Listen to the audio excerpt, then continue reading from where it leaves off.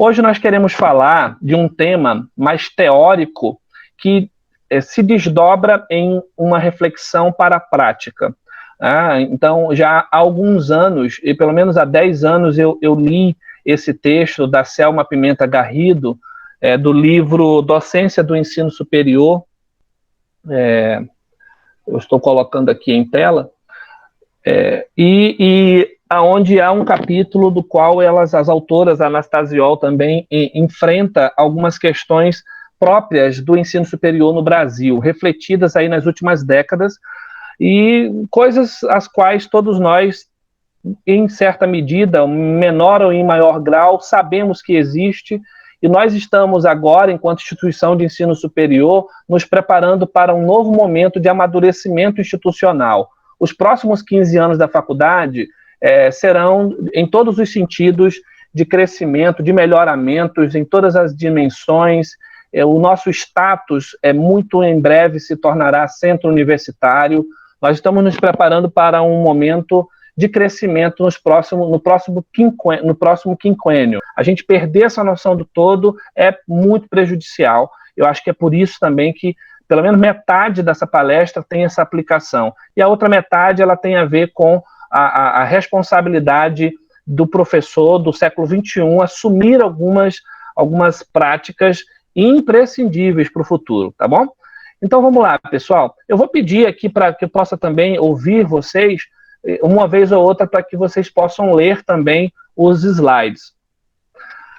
Docente do ensino superior. A deterioração da imagem, do status social e do status profissional, do estatuto profissional da profissão docente, resultado de uma construção histórica, é fato presente de modo difuso, mas significativo na consciência social e nas determinações efetivas das políticas educacionais, das administrações públicas e privadas, das políticas de financiamento e etc. Tal fato se expressa nos baixos salários, na desqualificação do ensino em favor da pesquisa, que se cria uma dicotomia, que separa ensino de pesquisa, como se pesquisa fosse sobremaneiramente mais importante do que o ensino, na identificação da profissão docente com a mulher, o curso de pedagogia que carrega essa marca muito, muito perceptível, mas não somente, de que o professor, ou historicamente falando, estava o magistério nas mãos das mulheres, a baixa autoestima manifestada por professores por diferentes níveis de ensino, o próprio professor da educação básica que se vê, enfim, como um professor inferior ao professor do ensino superior. Isso é absolutamente paradigmas a serem quebrados. Então, nesse panorama de abertura da aula, da palestra, pessoal, em que a Pimenta e a Anastasiol fazem essa reflexão, elas estão nos apresentando aí o todo, uma reflexão de problemas constatados nas últimas décadas na história da educação brasileira e que todos nós sabemos, em menor ou em maior grau. Nós vamos nos aprofundar em alguns pontos. Inclusive, por meio dessa pergunta, considerando o nosso contexto do século XXI, que docente, então, se faz necessário na universidade? Eu faço, então, agora a leitura desses dois tópicos, já anunciando as duas partes da palestra. Como os modelos ideológicos vêm influenciando a ação do cenário coletivo, vem influenciando a ação do coletivo, ou seja, as práticas institucionais dos professores que atuam nas instituições de ensino superior. Nessa reflexão, a identidade docente é afetada pelos novos desdobramentos em que sua qualificação se torna tão importante quanto a revisão de suas ações em sala de aula, especialmente na assimilação e domínio da tecnologia da educação. Nesses dois fragmentos aqui, eu acabo anunciando os dois tópicos dessa palestra. Eu queria, então, agora, segundo Sacristán, esse mesmo texto, ali no final do século XX, um texto muito teórico, falando sobre, e hermético também, do ponto de vista do aprofundamento epistemológico da área da educação, Sacristán coloca que precisamos estabelecer a diferença entre prática e ação. Então, A primeira coisa que nós fazemos nesse primeiro tópico, estabelecer diferença entre prática e ação, porque decididamente são palavras e conceitos distintos.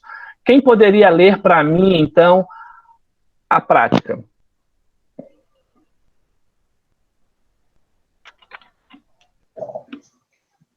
A prática institucionalizada são as formas de educar. Estão escutando, professores? Sim, tudo certo.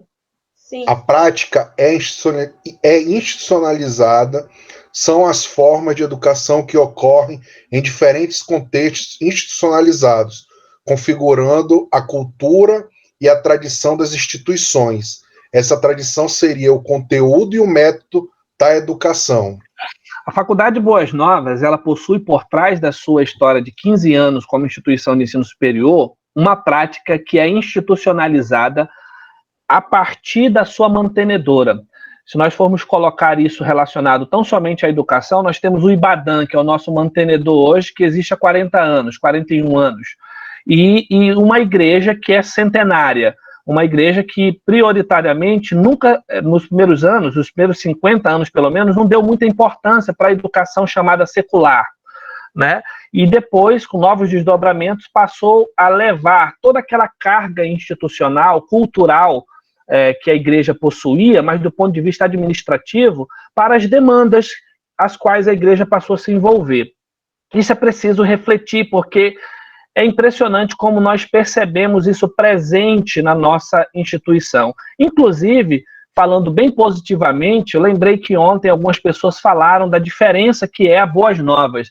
Eu acho que esse peso, essa percepção de clima e harmonia vem positivamente dessa prática institucional, né? Onde há uma base ético-cristã em todas as ações, e isso certamente, quando feito pensando na melhoria, no melhoramento da sociedade, do ser humano, certamente é perceptível, é singular, porque muitas instituições são desprovidas disso em algum momento.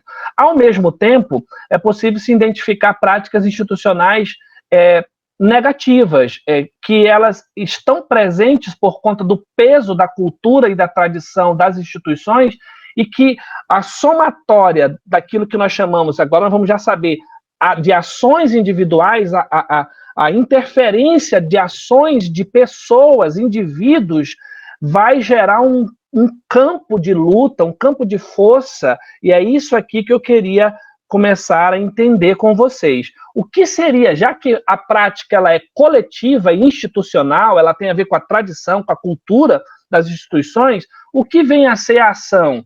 Por favor. Mais um professor ou uma professora. A ação refere-se aos sujeitos, seus modos de agir e pensar, seus compromissos, suas opções, seus desejos e vontade, seu conhecimento, seus esquemas de leitura do mundo. Ela se realiza nas práticas institucionais nas quais os sujeitos se encontram, sendo por estas determinada e nelas determinando. Olha só essa relação de troca. Então, nós temos aí, à primeira vista, uma percepção de indivíduos que carregam, e isso o Max Weber vai estudar no próprio conceito de ação social dos indivíduos na sociedade, porque nós somos, enquanto instituição de ensino superior, nós temos uma atividade educativa que é social, né? Ela atinge as pessoas diretamente na sociedade. Então, a ação de indivíduos, essa ação que é, por demais, múltipla, diferente, distinta ou não, né? Em alguns momentos você consegue até entender ali os grupos ideológicos, o modo como cada pessoa pensa parecido do outro ou não. Essa conjunção de fatores individuais, elas vão afetar a prática institucional coletiva da instituição, ou vão ser, no contrário, por elas determinado, ou seja, pela instituição determinada. Então, é nesse ponto que há a primeira percepção. Ação, eu estou me referindo a indivíduos, a funcionários, a técnico administrativo, a professores que vão interagir dentro de uma instituição consolidada, estabelecida, tradicional, cultural, com práticas muitas vezes cristalizadas e rígidas em algumas ideias, comportamentos, e isso na Boas Novas é latente, isso está presente, né? E ainda bem que nos últimos 15 anos, a Faculdade Boas Novas ela pôde expressar autonomia. Isso foi muito importante com a vinda de outros cursos. Eu estou fazendo uma leitura aqui, pessoal, para quem não sabe, a Faculdade Boas Novas começa em 2005 com o primeiro curso de teologia. Então, depois, para chegar aos outros 7 cursos nas áreas distintas, esse processo de amadurecimento, de intervenção de ações individuais, ou seja, ações de indivíduos de distintas áreas, vai promover, então, uma nova leitura sobre o mundo em que essa instituição está. E ela mesma vai desenvolver o seu próprio código, que nós chamamos de código e linguagem acadêmica, diferentemente. E há uma grande confusão. Talvez essa palestra até ajude a explicar porque, e vocês, que eu não conheço todos, que estão distribuídos na área da administração ou na área do jornalismo, psicologia, percebam que no ambiente mais secular, mais... o termo que a gente usa, meu Deus, agora eu esqueci, não é bem secular, mas dessa sociedade secularizada, né, é exatamente a raiz da palavra, vai perceber que certas instituições que têm uma confessionalidade seriam, então, regidas pela religião ou pela confissão. E vocês já perceberam que isso não existe aqui. Por quê? Porque a instituição, ela cresce, amadurece, ela ganha forma, estrutura, e de uma instituição acadêmica. É por isso que todo mundo, na Faculdade de Boas Novas, desenvolve a sua ação de ensino com autonomia, e assim deve ser, né? O espaço da sala de aula, nós nunca fomos, em hipótese alguma, nesses últimos 15 anos, cerceados do nosso saber naquilo que nós estamos ministrando a partir de um conteúdo planejado, né? Para a reflexão e o crescimento daquela área de conhecimento junto aos nossos alunos.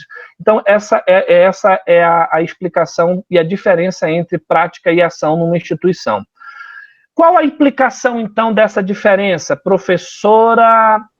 Professor, Américo, eu gostaria de tirar uma dúvida aqui, eu mesmo coisa pontuar de uma forma resumida, para ver se eu conseguir entender essa questão aí. Pelo que eu percebi, tá, resumindo em poucas palavras, tá, a prática, ela tem digamos assim, uma expansão coletiva, tá? Uma expansão coletiva, onde a instituição, ela faz de uma forma geral, baseada na sua cultura, na sua tradição, né, para todos, certo? Quando você vai para a prática, que aí você se chama, quando vai para a ação, e realmente está bastante, eu pelo menos entendi, gostei da diferença, é uma ação individual, ou seja, é na sua percepção individual que você, da maneira que você entendeu lá a prática, né, digamos, aquela ação, e você vai, de acordo com teus padrões, seus paradigmas, vai tentar, digamos, agir, né, vai atuar nesse contexto. Então, como se fosse em poucas palavras, a prática seria coletivo, né?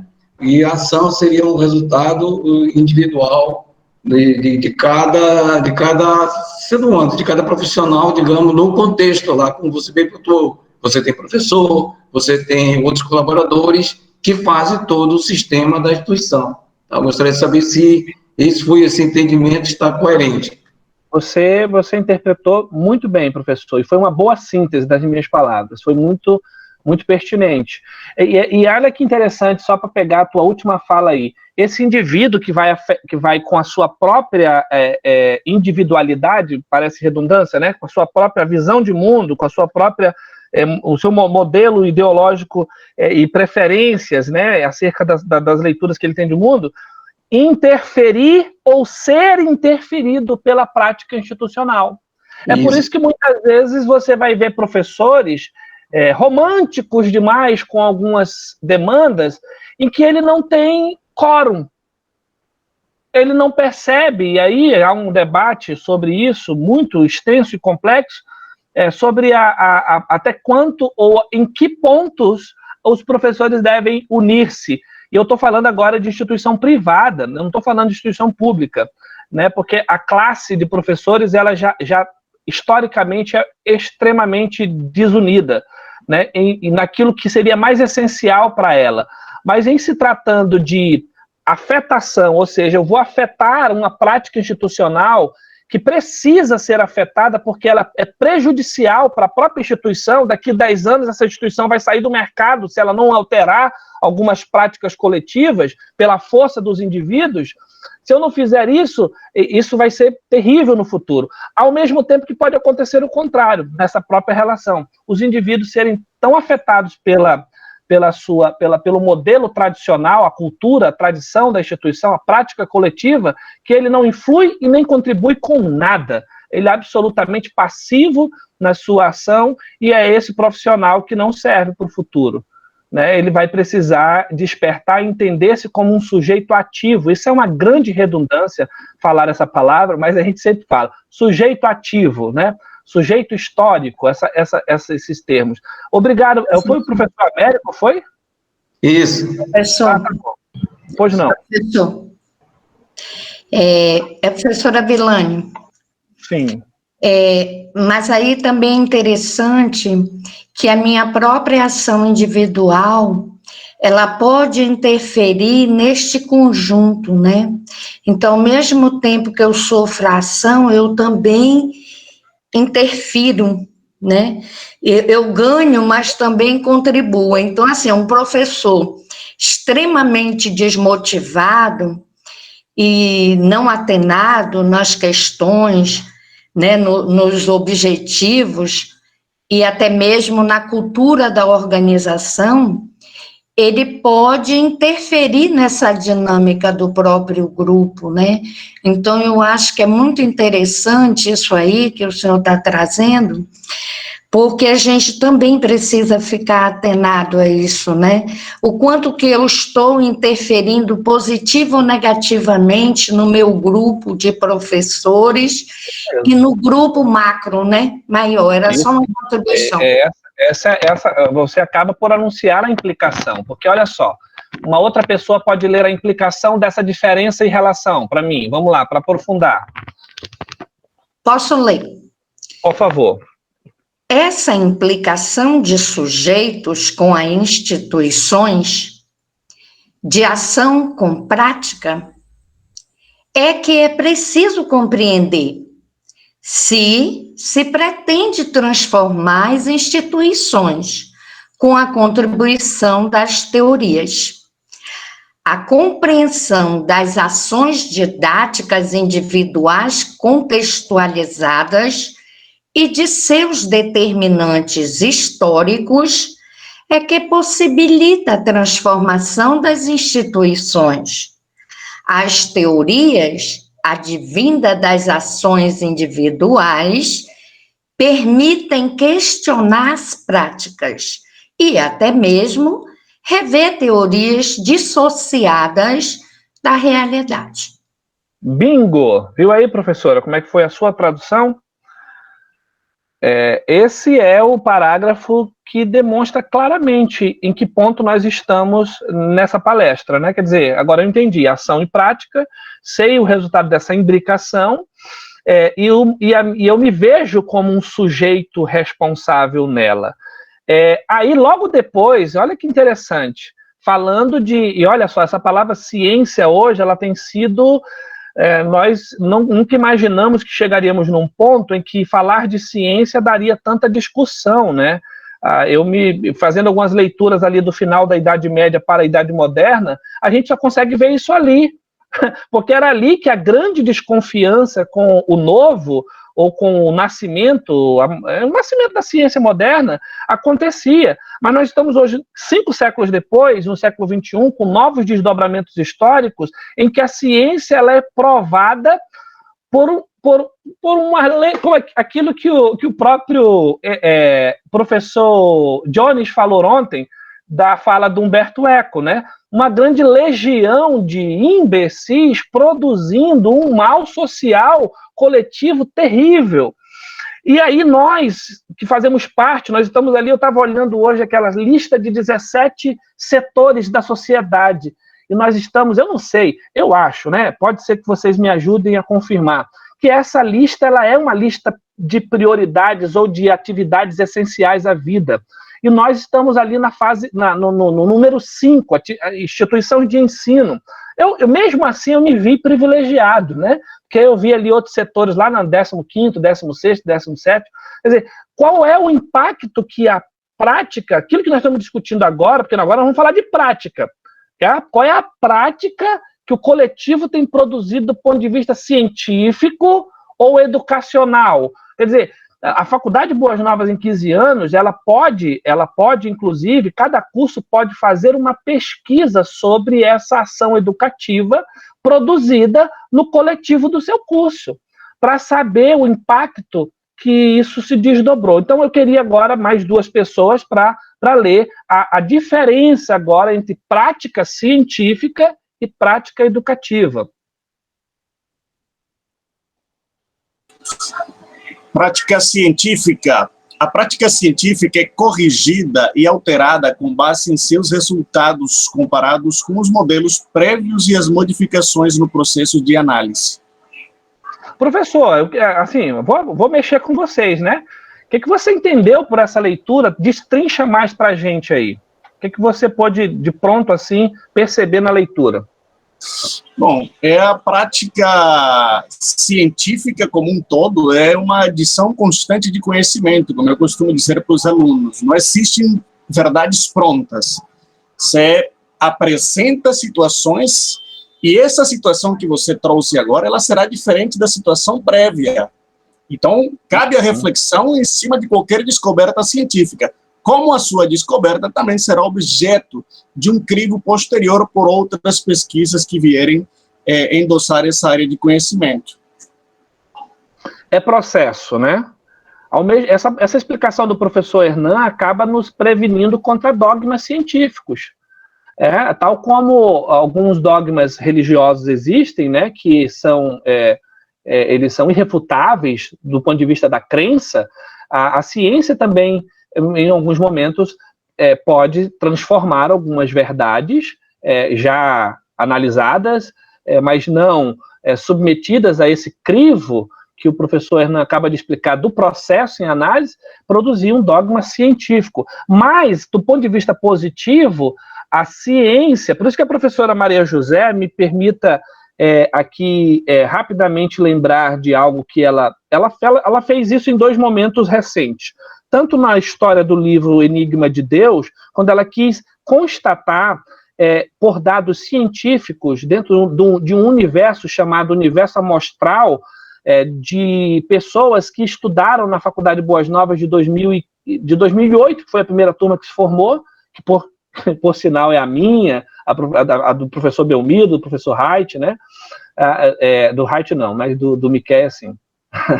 Mas essa primeira turma, formada em 2008 até 2015, para saber onde estavam todos os formandos ou formados da Faculdade Boas Novas, como viviam, o que faziam, parecia aquele programa do Globo Repórter, as perguntas, né?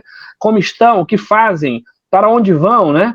Quer dizer, e aí se tabula algumas perguntas e reflete-se sobre elas para produzir resultados constatáveis, tal como foi, viu, professor Lúcio, a pesquisa da CPA, que nós recebemos hoje, do TI, o trabalho analisado sobre o interpretado, veja só, a opinião dos nossos alunos, ali numa turma com 30 pessoas, sobre o teu trabalho em 5 percepções de análise, 5 perguntas sobre o trabalho docente.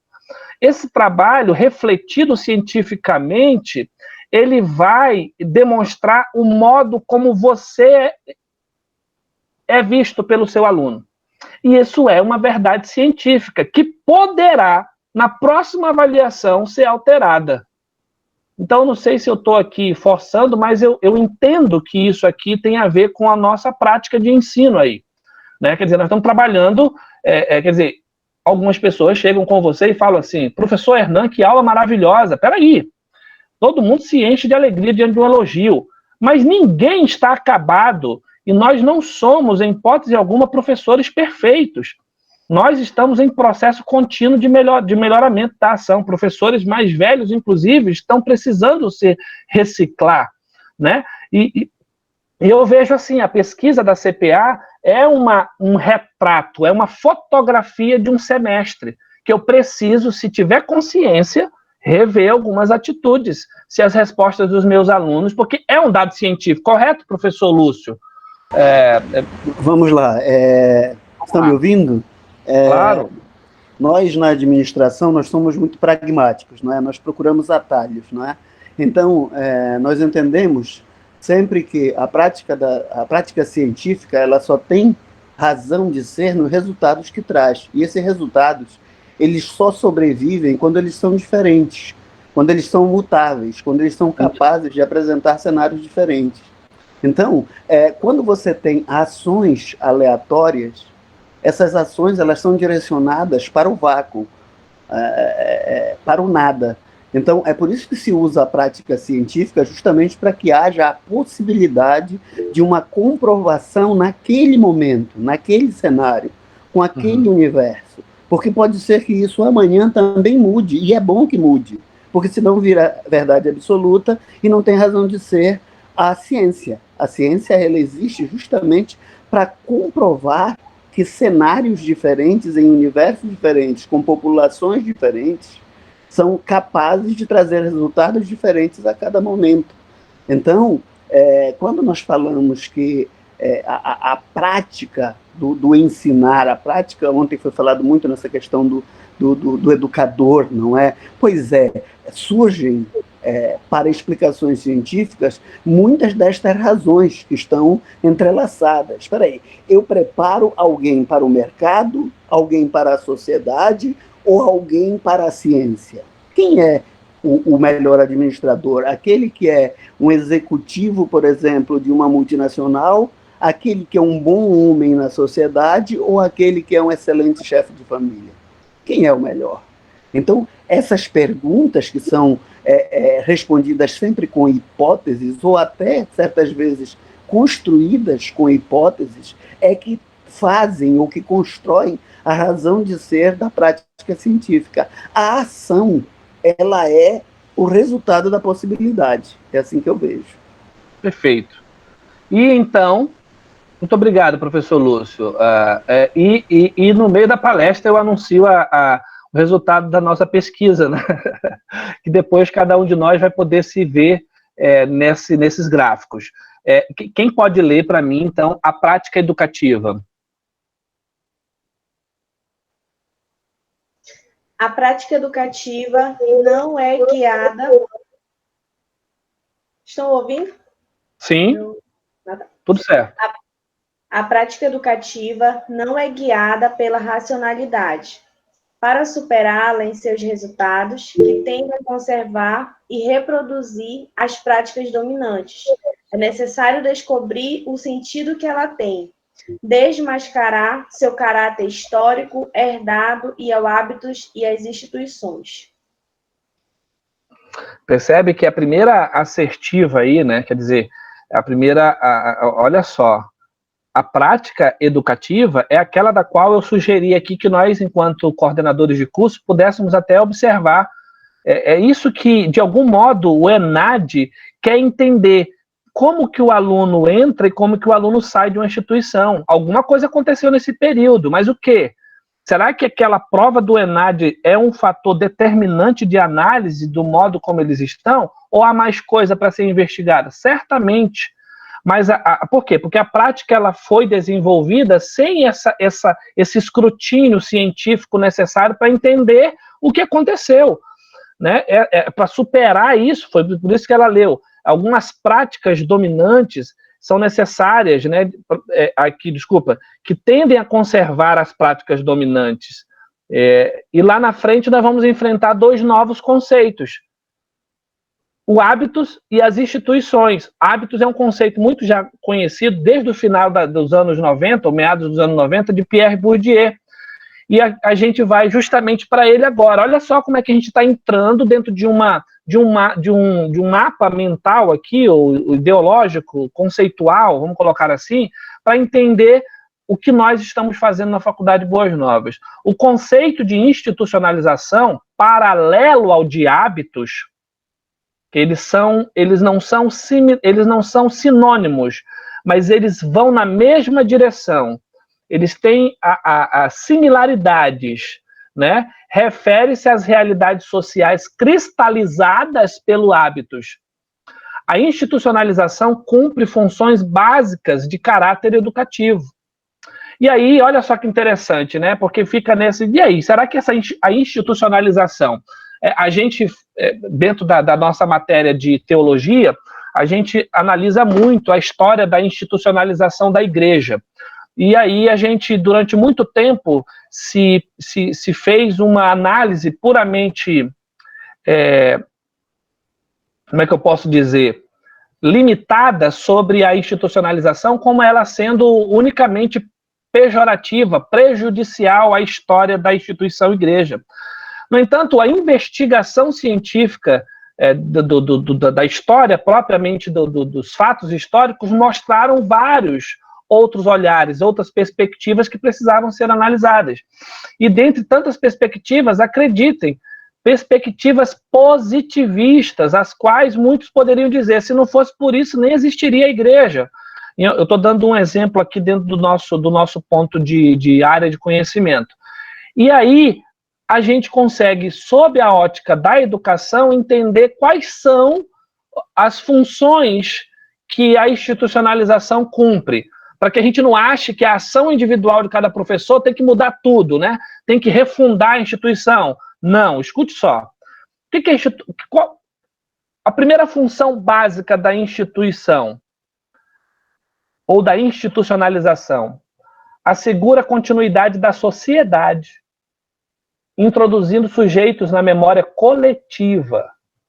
Por isso que nós, quando fazemos uma análise, você vai ali no auditório Ana Lúcia Câmara, estão fotografados lá permanentemente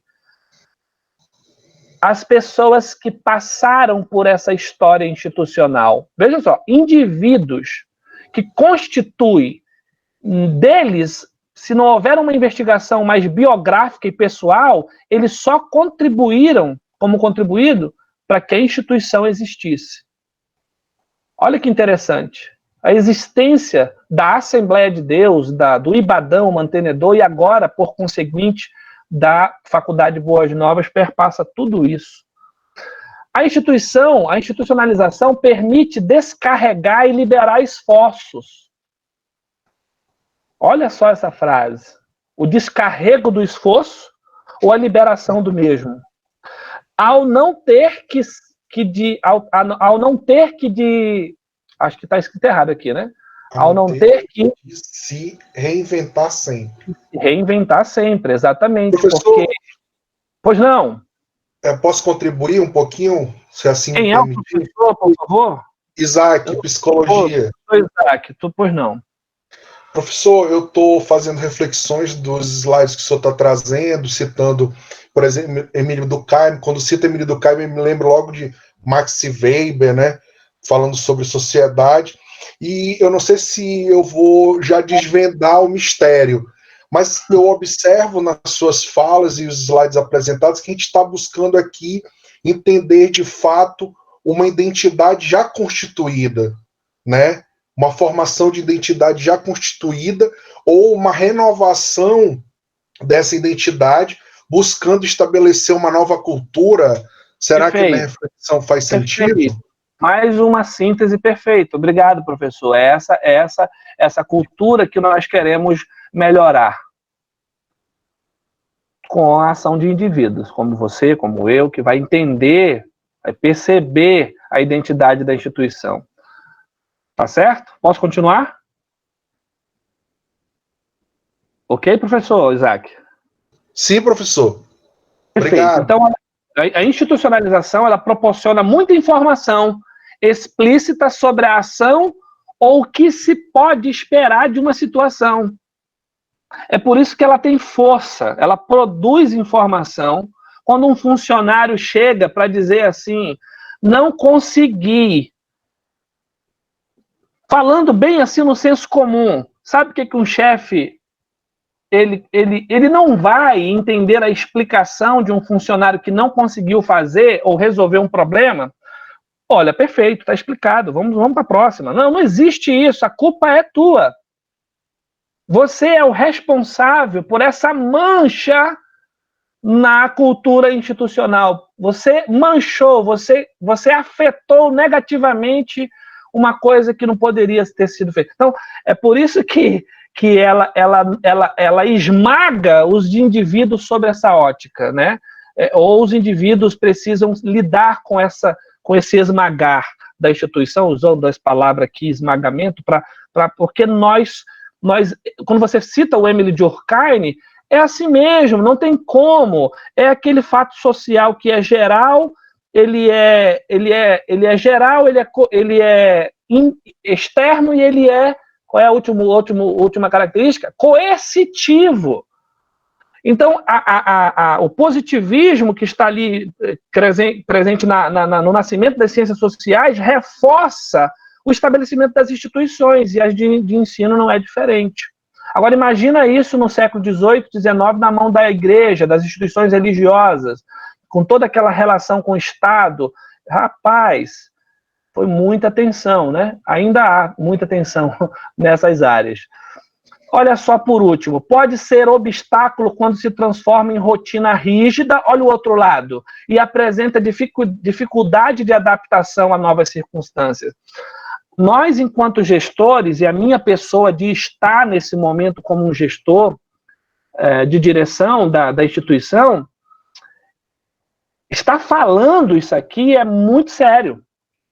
É de um ato corajoso, assim que eu mesmo tive algumas náuseas enquanto preparava tudo isso. Porque nós estamos abrindo e dando, como a gente diz no ditado popular, dando cara a tapa, ou prontos para pagar o ônus, ou para dar o tiro no pé. Mas se as ações individuais que estão sendo produzidas com a percepção da cultura institucional, da prática coletiva, forem ações comprovadamente científicas, que demonstrem que aquela cultura precisa ser afetada para a instituição melhorar, nós precisamos flexibilizar. Nós precisamos dar o primeiro passo para o melhoramento da instituição. É isso que a Faculdade Boas Novas está começando a rodar a chave para que ela tenha os melhores 15 anos que da sua existência. Eu estou pensando em mais 15 anos, né?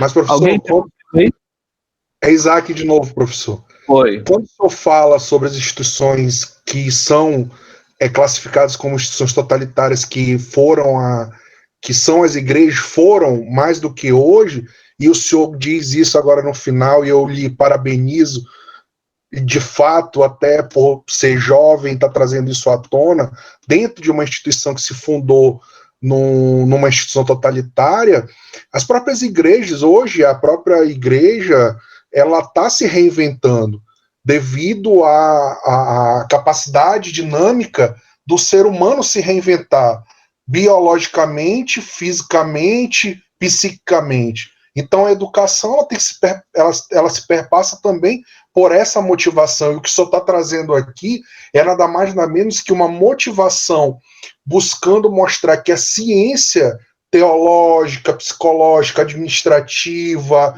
do direito, exatas, humanas, podem fazer com que uma organização, que é a Faculdade Boas Novas, se torne uma instituição com caráter, com personalidade, com uma identidade, uma cultura que pode ser reconhecido, sabe aonde, professor? A partir do momento que a gente formar esses nossos alunos, e esses alunos entrarem no mercado de trabalho, e o mercado de trabalho, a sociedade identificar por meio de uma constituição moral e ética que aquele sujeito se formou lá pelo professor Daniel, pela professora Vilane, professor Lúcio, e isso ser o ápice do processo de educação, como a gente vem debatendo desde ontem, né? Desconstruindo esse princípio do prazer e do desejo que domina o ser humano pelo poder, mas sim pela coletividade, pela construção e pela melhoria da busca por essa nossa felicidade que é intermitente, mas constante, né?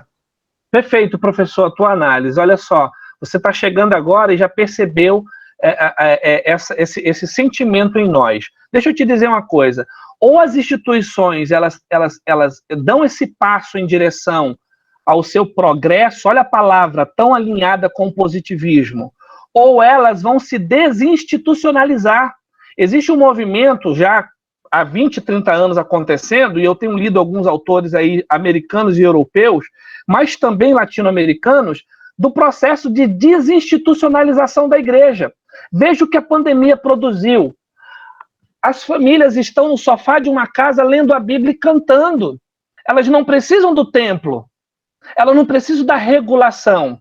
Ou a igreja investe nisso, ou seja, em cultos online, em transmissão, em adequação do processo que era rígido, religiosamente falando, do lugar, do espaço, né, que eu chamo às vezes nas minhas aulas lá de teologia, história da igreja, lugarização da fé, ou ela flexibiliza ou ela vai perder membros. Então a igreja que estiver percebendo isso e usar as mesmas práticas institucionais do passado, elas vão falir, elas vão fechar. Entende? Então, eu não queria entrar nesse assunto, mas só porque você no início falou, ou esse movimento ele sobrevive, aqui nós estamos falando de instituição de ensino superior. Muitas instituições de ensino superior podem fechar porque vão olhar para os processos do MEC. Eu quero te dizer uma coisa. Nós hoje tivemos um protocolo junto ao MEC do melhor PDI da história dessa instituição. Sabe por quê, professor? Porque não estava na mão de uma única pessoa, estava na mão de um corpo de ação, de indivíduos, de sujeitos de cada área, de cada ponto de setor da instituição, que pôde, sob a sua perspectiva, contribuir. Aí é outra história. Aí você percebe pertencimento, você percebe na parte daquela pessoa que está botando a mão na massa, cara, isso é meu, isso faz parte da minha natureza, isso faz parte da minha sobrevivência, eu quero ficar aqui quanto tempo for necessário, tem um projeto de vida a ser desenvolvido aqui. Então as pessoas passam a estar na Boas Novas por conta do que aconteceu. E eu faço citação do nosso recredenciamento junto ao MEC como um processo que foi coletivo, que foi, vamos dizer assim, ele não foi rígido. Gestão integrativa. Gestão integrativa. Nós convidamos as pessoas a participar. Isso é maravilhoso, nós não temos som. Gente, eu preciso avançar, que senão o horário corre. Deixa eu... enfim, agora vem a segunda parte da nossa palestra. Até aí, tudo bem até aí, pessoal? Porque aqui eu fecho a primeira parte para falar de desdobramentos atuais, focando a tecnologia. Aqui teria muitas coisas para falar, a discussão teórica é maravilhosa, mas olha só, a compreensão do papel do hábitos e da instituição permite que se compreenda como os conceitos se tornam práticas consolidadas nas ações dos sujeitos. Alguns modelos ideológicos têm marcado a prática docente institucional em seus enfoques. Pelo menos 3, a Pimenta Garrido coloca. Prático artesanal, é o professor prático artesanal, esse aqui é profundamente, sabe aquele professor fazendo tudo que o seu mestre mandasse, sabe aquela coisa de fazer conforme o papel, não mudar, muito alinhado com o positivismo educacional ou das regras rígidas da instituição. E tem um professor técnico academicista, que é aquele que já é mais científico, que é aquele que vai começar, já há uma percepção de olhar e perspectiva diferente. Tem o hermenêutico reflexivo, que às vezes você olha assim, ele é introspectivo, mas quando ele age, é muito positivo, porque ele fez uma leitura leitura, que é hermenêutico, uma interpretação que aquele que está só na rotina não conseguiu fazer. Ele consegue, inclusive, fazer aquilo que as chamadas escolas disruptivas, né, que vai quebrar, vai dar uma quebrada no paradigma tradicional de educação. Gente, não dá tempo de eu entrar nisso aqui. Eu vou compartilhar esse texto novamente, que é um texto que precisa ser lido, relido, estudado, tem muitos apontamentos, está na página 183. Então, para virar para a segunda parte da palestra, a gente precisa revisitar tais conceitos e perguntar como os desdobramentos atuais da prática docente, que são aqui competências. A gente falou muito em competência, né? Quando a gente aprendia a fazer plano de ensino, a gente via muito isso. Qual é a competência que o meu aluno vai gerar? Qual é a competência que eu tenho que ter? Como esses novos desdobramentos do século XXI, na prática docente, afetam a identidade dele hoje, do docente hoje? Eu listei algumas aqui, só para efeito de leitura, eu não vou debatê-los, tá bom? Eu queria que 7 pessoas, se eu não me engano são 7 ou são 6, rapidamente, à medida que eu for colocando, cada um lê. Tudo bem? Pode ser, pessoal? 1, 2, 3 e já. Primeiro. Cognição. Promova um aprendizado cognitivo profundo. 2. Preparo contínuo. Seja comprometido com uma aprendizagem profissional contínua. C. Ensino inovador. Aprenda a ensinar de modo diferente de como foram ensinados os seus antigos mestres. D. Alteridade docente. Trabalhe e aprenda com seus pares, em grupos. Docente dinâmico. Desenvolva a capacidade de mudar, arriscar e pesquisar. Gestor do saber. Construa organizações de aprendizagem. Rapaz, eu achava que eu estava ouvindo agora o programa da rádio da Boas Novas, meu irmão.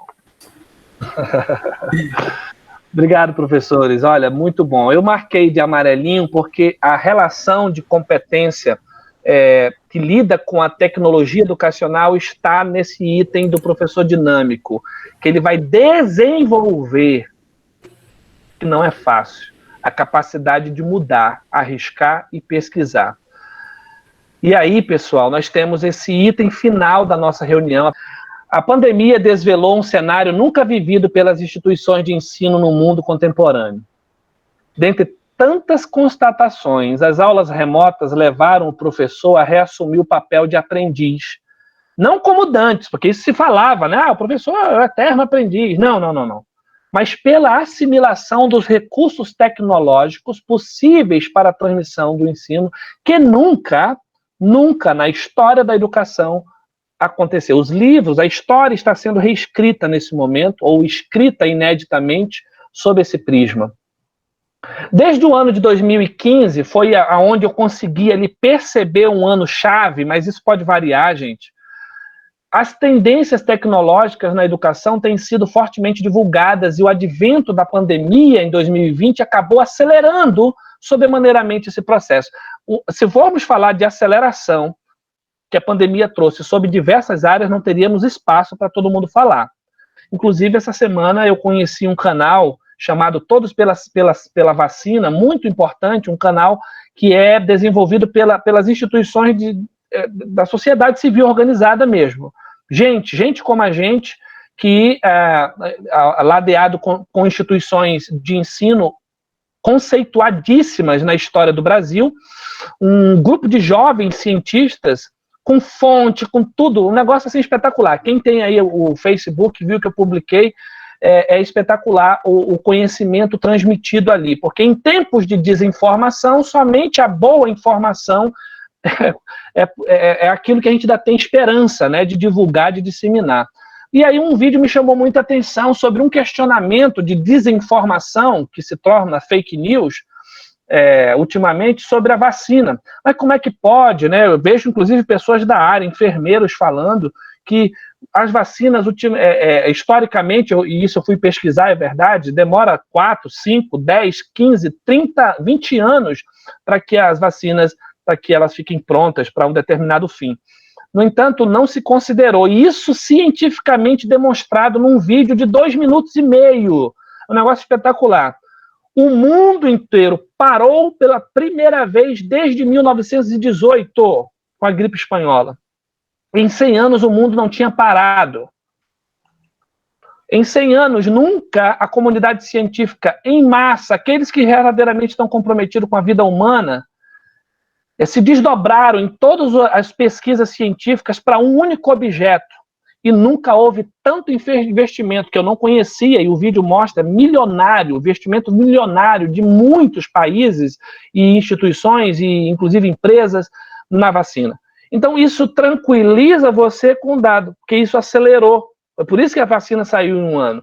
E o nosso desejo, eu falava para a professora Maria José, que eu vi um cientista tão animado, tão, sabe assim, com os dados que ele possuía, dizendo que em junho todo mundo está vacinado. Então é a nossa esperança, né? A gente continua acreditando nisso, fechando esse parênteses. Assim aconteceu na esfera tecnológica na educação. Uma coisa tão rápida que eu ficava assim, eu passei boa parte da primeira parte ali do ano impressionado com a quantidade de coisas que vieram à tona naquele primeiro semestre, que eu não consegui dar conta acho que nem de 20%, né, de tanta coisa que a gente tem que aprender ainda, pessoal. Eu quero mostrar para vocês agora um vídeo. Eu não sei se vocês conhecem as Vovloggers. Vocês já ouviram falar? Alguém conhece antes de eu mostrar o vídeo? Não? Elas são representantes de um banco aí, né? Eu vou pedir então para que todos deixem o microfone fechado. Eu vou tentar fazer essa transmissão aqui. Aliás, deixa eu seguir o conselho aqui do professor Hernan, que me instruiu a passar o vídeo fora do PowerPoint, que talvez fique melhor para vocês entenderem.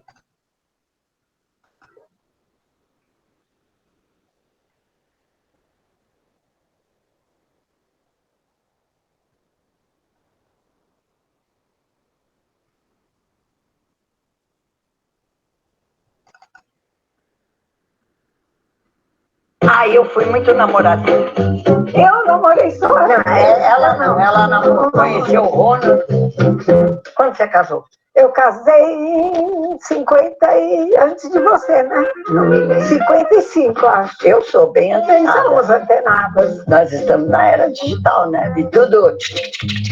Então, vamos lá. Nós duas juntas, porque alguma dúvida, uma pode ajudar a outra. Então, é o WhatsApp.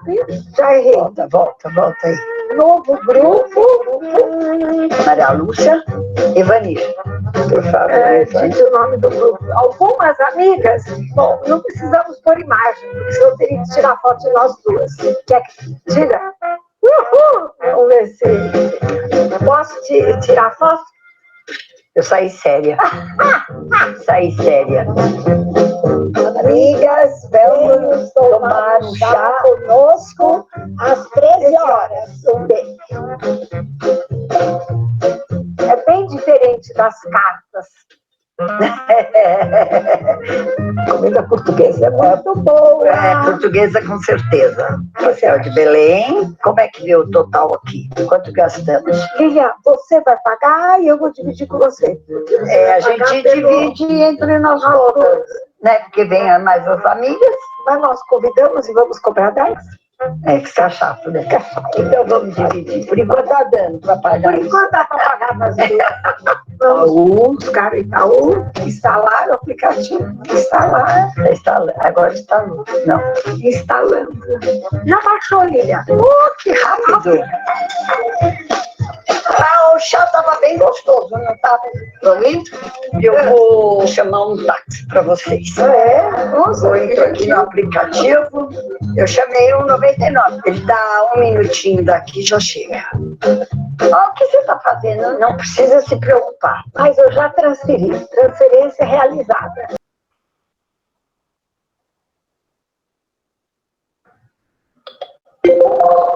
Oi, Lilian! Neuza, que saudade! Quanto tempo, minha amiga! Não podemos sair de casa, né, Neuza? A pandemia, ai, mamma mia! Ainda mais que nós temos 30, 40 anos, né? Cada perna, né? Você está sentindo falta de encontrar o seu gerente, né? Eu gosto bastante de ir na agência. Mas agora é melhor ficar em casa, né? Exatamente. Dá para fazer muita coisa pelo app do Itaú. Para aprender a consultar o saldo, transferir e pagar as contas, você vai para itaú.com.br/tudo em casa. Aí vai aparecer um vídeo ensinando você a fazer tudo isso tintim por tintim. Se você não é idoso, não fica com vergonha, não, viu? E aí, minha gente? Vocês conheciam as Vloggers? Se você é novinho, não precisa ficar com vergonha, não, viu?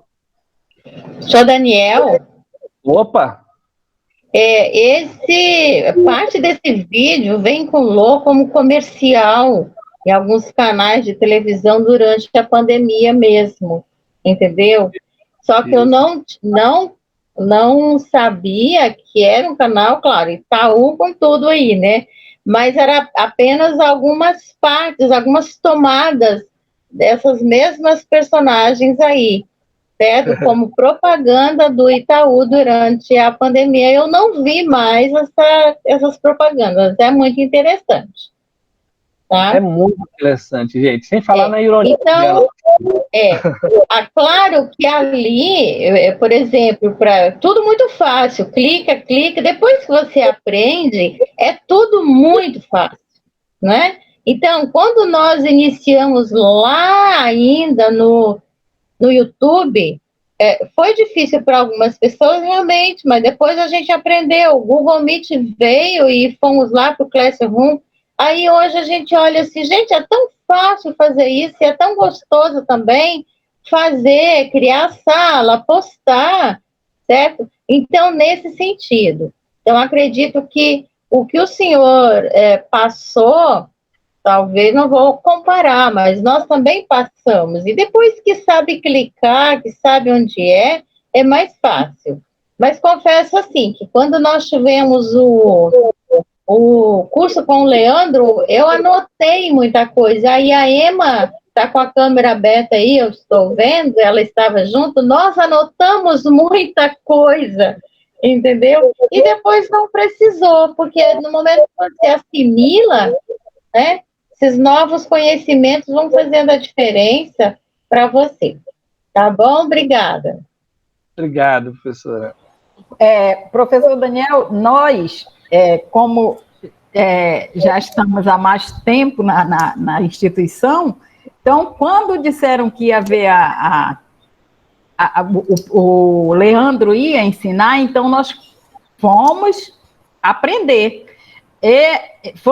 Eu, a Marta, o professor Becker, o professor Cláudio, estávamos sempre lá, e foi muito bom, maravilhoso para nós esse aprendizado. Então, a gente perde o medo. Sim, verdade. Muito bem, gente, eu coloquei porque essas senhorinhas me encantaram, eu descobri o canal e depois tem pelo menos uns 12 vídeos que elas fizeram, eu uni esses dois, vocês notaram, né? Antes da pandemia, elas fazendo um chá, naquele primeiro vídeo tem 7 ou 8 vezes a palavra desafio. É muito interessante isso, né?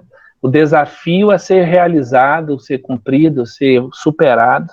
E depois, ali, esse vídeo delas conversando online foi espetacular.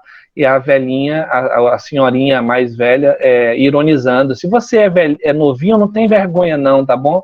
Quer dizer, tem muita gente, às vezes a gente faz uma reflexão, eu acho assim, tem uma pergunta que o Sócrates faz que nos leva a pensar, né? Até que idade os homens são velhos? Desculpa, até que idade os homens são jovens?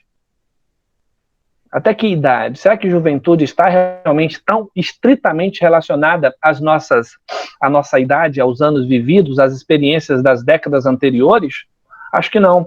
É um estado de espírito. É uma capacidade de a gente olhar para a oportunidade. Nós falamos isso ontem, a esperança, a percepção dessa providência, que é um conceito teológico que a gente usa, de estarmos vivos. Temos uma missão. Como eu vou viver essa missão?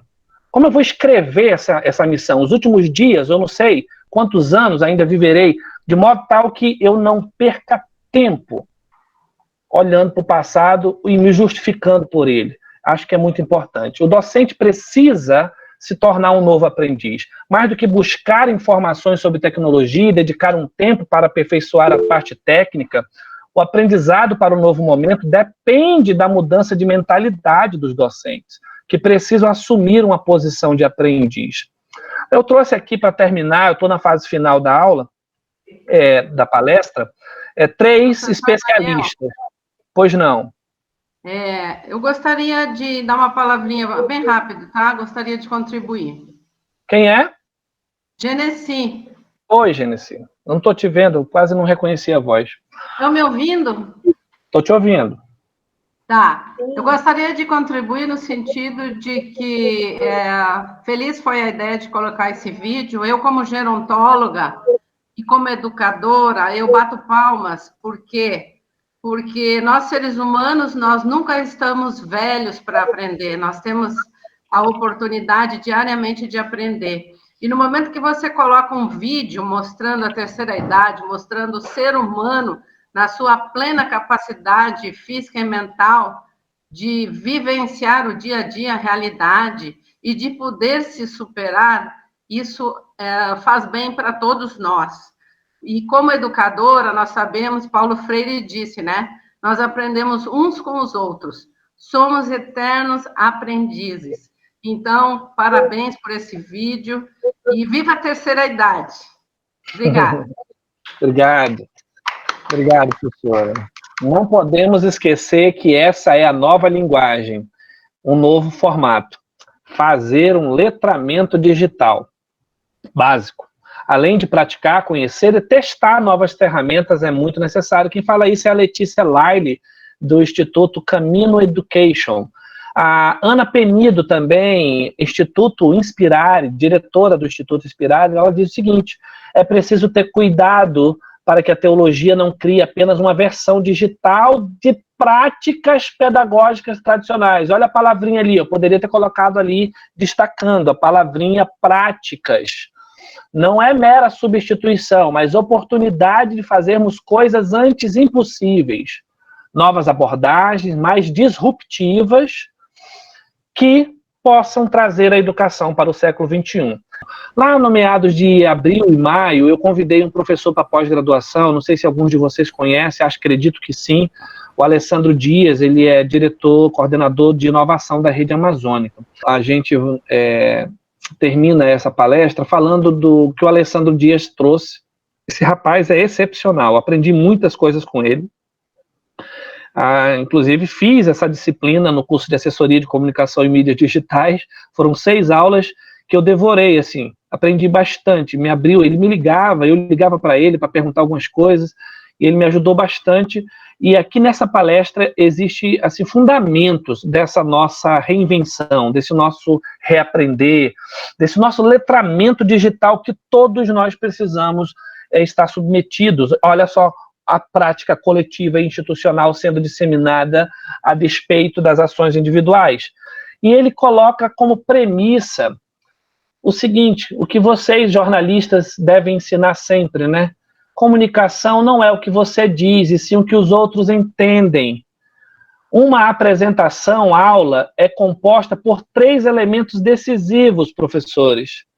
Conteúdo relevante, olha só a palavra escura ali, conteúdo, primeiro ponto. 2, um bom design. A tua aula precisa possuir uma boa apresentação, um poder imagético tal que o teu aluno... Uau, que é isso que eu não veria nem lá na sala de aula? Olha o desafio. E ele precisa, por último, a boa aula, ela é composta pela excelente oratória. Ele até fala no vídeo, olha gente, do primeiro e do terceiro eu sou mais fraco, mas o segundo eu domino muito bem. Cada um de nós vai ter um ou outro um fator mais positivo, um outro mais fraco, mas se nós alinharmos essa percepção de investimento nisso, a nossa aula fica extraordinária.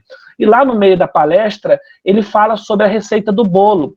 Aquilo que a gente já aprendeu a vida inteira. Para dar uma aula tem que planejar, tem que pegar os ingredientes, o que você vai fazer, para onde você vai, qual o objetivo que você quer alcançar no final. Agora você pega os ingredientes e começa a mexer com eles, né, a lidar com eles, que é o conteúdo. Esta aula de hoje que você está vendo, ela teve preparação de 1 semana. Né? E aí você depois precisa, hoje, a imagem, o poder da imagem, não subestime o poder da imagem, gente. É inadmissível um professor hoje ligar o Meet, ficar 1h40 com a câmera no rosto. Não tem mais espaço para isso. Nós precisamos investir, compartilhar uma imagem, compartilhar um texto, um PDF, compartilhar um vídeo, né, fazer um slide, né, os programas estão aí, inclusive colocar os alunos na posição de destaque, de eles assumirem a câmera, de eles compartilharem o material, essa envolvência, sabe, esse envolvimento da imagem vai conquistar o nosso aluno. Ele está em outro tempo, em outro espaço, numa outra situação. É barulho, é filho, é esposa, é fome, enfim, é uma série de circunstâncias que ele não está parado numa cadeirinha, numa carteira, no espaço da sala de aula. E isso, ou a gente trabalha, investe na questão do design, ou a gente vai ter, e por último, vai ter grande dificuldade, e por último, a performance, que está ligado com a oratória, né? Quer dizer, o provar do bolo, né? O experimentar o gosto, o sabor. Uau, eu não quero que termine a aula da professora Genesi. Eu fico muito feliz quando meus alunos falam isso para mim, gente. Professor, eu fiquei contando os minutos para chegar à sua aula. Ai, meu Deus, aí eu fico arrasado por dentro de mim, né? A gente gosta do elogio. Alguma coisa a gente precisa fazer para que isso cresça mais ainda semana que vem. Gente, eu listei aqui várias ferramentas que eu vou mandar para vocês nos slides, para vocês investigarem. Eu uso algumas delas, aqui as referências. Eu agradeço, pessoal, a oportunidade de vocês terem ficado esse tempo aqui comigo, refletindo sobre esse assunto.